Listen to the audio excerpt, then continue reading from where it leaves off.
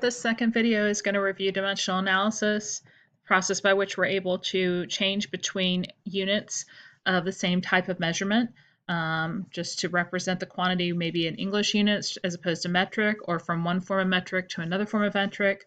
We always start by writing down what's given in our problems, setting up our conversion factor so that if we need one or more than one conversion factor, we make it so that the units we want to get rid of cancel out, and the units that we're trying to find are the ones that are left when all is said and done. We are going to, at that point, solve our problem mathematically by multiplying our numerators together, multiplying our denominators together, and then dividing the two answers. And then we also want to make sure that we apply any sig fig rules as well as rounding. When you're doing dimensional analysis, just changing between units, oftentimes those conversion factors will have unlimited sig figs. They will be based on definitions, exact values. And so if that is the case, only your starting value will have sig figs. If it's something like molar mass, which is based on measurements, then you may have other values that you have to account for when determining your significant figures. So I've given you a chart of metric conversions showing you the relationships between prefixes and the base unit. Grams is used here as an example, but it could be any unit. It could be liters, it could be moles, it could be seconds, it could be not inches. It could be amperes, anything along those lines. Anything above the gray line is a larger prefix, so there are lots of the smaller base unit that would fit into that larger base unit.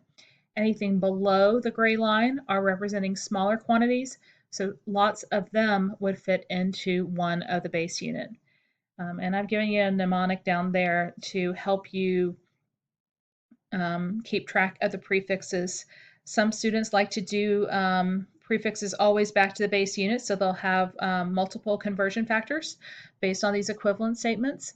Some students like to just do them in one step by taking the larger prefix and using that to go to the smaller prefix, or vice versa. It does not matter to me how you choose to do it, but if you were asked to solve a problem with dimensional analysis, you need to make sure that you show dimensional analysis as part of your process. So this first one should definitely be reviewed for everybody. 3,800 milligrams is equal to how many grams? We always start again with what we're given, the 3,800 milligrams, set up our conversion factors so that the milligrams are canceled out and the grams are what we're trying to find. Based on that chart I showed you, and you have that in your notes, you'll see that there are 1,000 milligrams for every 1 gram. So the milligrams cancel. We multiply 3,800 by 1, 1,000 by 1, and we get 3,800 over 1,000. That conversion factor is a defined quantity, so it will not have significant figures. But our 3,800 does have sig figs. It has 2 sig figs since those zeros at the end are not significant. There's no decimal. When I divide 3,800 by 1,000, I get 380. So I can't do math today. Sorry, trying to do it in my head. Never a good thing. 3.8. And I do not need to add any zeros because I already have the number of significant figures that I needed in my final answer, which was 2. And I keep grams since that's the unit that I was trying to reach. In my second example, you are going between 2 prefixes.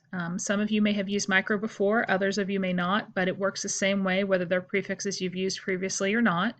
We start with what we're given, the 0.00475 deciliters. Both deciliters and microliters have liters in common, and we can use that to convert between them by using 2 conversion factors. The first one going from deciliters to liters, and there's 10 deciliters for every liter. If you look at your chart, the deciliters would then cancel out, and then we can use liters to get to microliters. 1 liter is the same as 1,000,000 microliters. You could also just do a single conversion from deciliters to microliters, which would be 1 deciliter is equal to 10 to the 5th microliters. The difference between the two exponents, -1 minus -6, tells you how many powers of 10 different the smaller quantity is from the larger. Again, it's up to you how you want to set up these dimensional analysis problems. When we multiply the numerators together and we multiply the denominators together, we will not have sig figs with our conversion factors. So if we go back to our starting value, we see that it had 3 sig figs. And when I do the math, I get 475. I'm not about to try to do it again. Y'all saw how bad I was without a calculator in front of me.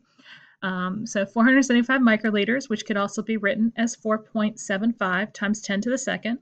That has the same number of sig figs as my starting value, so I am good on that front.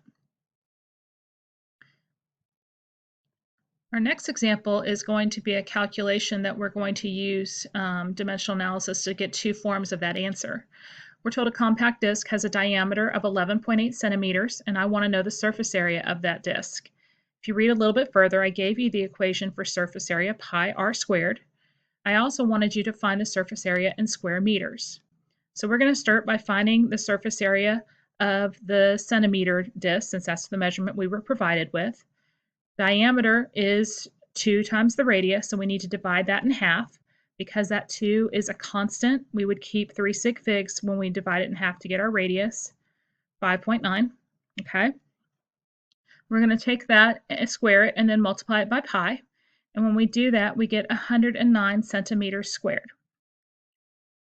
I also wanted to find what it was in meters. So I can use dimensional analysis to do that. You can take centimeters and turn it into meters, and that will take care of one of the square units. And then you can use that same conversion factor a second time to get rid of the other centimeter. Your other option is just to square that conversion factor. Keep in mind that if you do that, you need to make sure you square not just the unit, but also the quantity that's associated with it, both the 1 and the 100. The conversion factors are not going to have any sig figs, or they're going to have unlimited sig figs, so they're not going to impact on your answer. But the 109 has 3 sig figs. That capped of 0 counts, so we want to have 3 sig figs in our answer in meters squared. That will be 0.0109, or in notation form, 1.09 times 10 to the negative second meters squared. We also have an example here with soft drinks. We're going to use two forms of metric units for volume. We're going to use milliliters, and then we're going to use a cubic form of volume. We often measure volumes in lab in graduated cylinders, which are measured in milliliters. But if you know the exact dimensions, you can measure volume using length times width times height oftentimes. So how can we relate milliliters to just the metric unit? 1 milliliter is the equivalent of a centimeter cubed, and 1 liter is the equivalent of 1 decimeter cubed. Those are some conversion factors you're probably going to want to make sure that you write down, because I believe you're going to have some homework examples with those in there. If I'm starting with 1500 milliliters and I want to get to cubic decimeters or cubic meters, okay, then I need to find a way to relate them to one of those two units. And if I look at the bottom, I see that decimeters cubed, one of the ones I'm looking for, is related to liters. So I could use milliliters to help me get liters using my metric chart, and then I could use liters to get decimeters cubed. Once I do that, I can follow what I did in example 3 and convert decimeters cubed into meters cubed. This is just one way you could solve this problem. So if I start with what I know, the 1500 milliliters, and I know that there's 1,000 milliliters for every 1 liter. Now I've got my problem in terms of liters. I know that a liter is the equivalent of a decimeter cubed. You can show that conversion, or if you recognize that they mean the same thing, you can go ahead and interchange it. I do not need to see the 1-to-1 ratio. But that gives me my volume in cubic decimeters. To get it in cubic meters, I would take that 1.5 decimeters cubed, and I would remember that based on my chart, there are 10 decimeters for every 1 meter, or 1 meter cubed, 1 meter quantity cubed over 10 decimeters quantity cubed. However you wish to go about it, you need to make sure you account for all of the decimeters, and that you take 1.5 and divide it by 1,000. Why did I have 2 sig figs in both of those answers? The 1500 that I started with had 2 sig figs in it. There was no decimal with the trailing zeros. The other conversion factors were all based on unlimited sig figs, so they will not impact on my answer. So I want to make sure I keep the 2 sig figs all the way throughout. The final example we're going to look at involves conversions in both a numerator and a denominator. You're told the density of zinc is 7.14 grams per centimeters cubed, and I want to know what the density of zinc would be in milligrams per millimeters cubed, as well as kilograms per decimeters cubed. So I start with what I know, the 7.14 grams per centimeters cubed.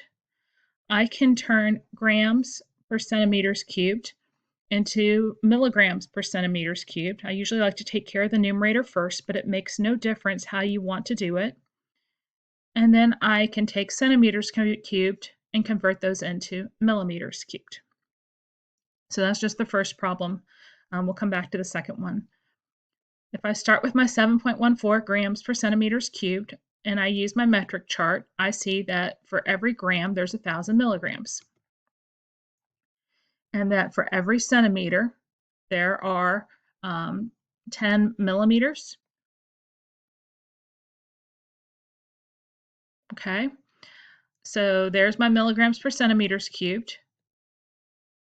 So because centi and milli are off by a power of 10, I would need 3 of those, or I would need to cube one of those conversion factors, both the number and the unit. Notice that I want to make sure the centimeters cancels out, so I have centimeters now in the numerator so that the millimeters stays in the denominator. All the centimeter cubes cancel out. I'm going to take that 7,140 milligrams and divide it by 10 cubed. And that ends up being exactly the same answer that I started with, because I had conversions occurring, and if you take a look, you'll see the numerator was multiplied by 1,000, the denominator was multiplied by 1,000. So that's why you got the same value, although the units were changed. The conversion factors have an unlimited number of sig figs, so only the 7.14 would impact on the sig figs for my final answer. I can follow the same kind of process to do kilograms per decimeters cubed. I can use the grams to get to kilograms, and then the centimeters cubed to get to decimeters cubed. There are 1,000 grams for every 1 kilogram. Again, only the 7.14 has sig figs, so when I divide it, I would get 0.00714, or 7.14 times 10 to the negative third, kilograms per centimeters cubed. We know that there are 10 centimeters for every decimeter, that there's 10 pennies and a dime. So if we do that 3 times, or cube one of those 3, we will get our centimeters cubed converted into decimeters cubed. And just like in the previous problem, we see that the denominator was divided by 1,000 and the numerator was multiplied by 1,000. So because 1,000 over 1,000 cancels out, we still have the same value with a different set of units. So units play a role in determining what those numbers are. You really want to make sure that you are taking your units seriously and setting up your conversions so that the right quantities go with the right units.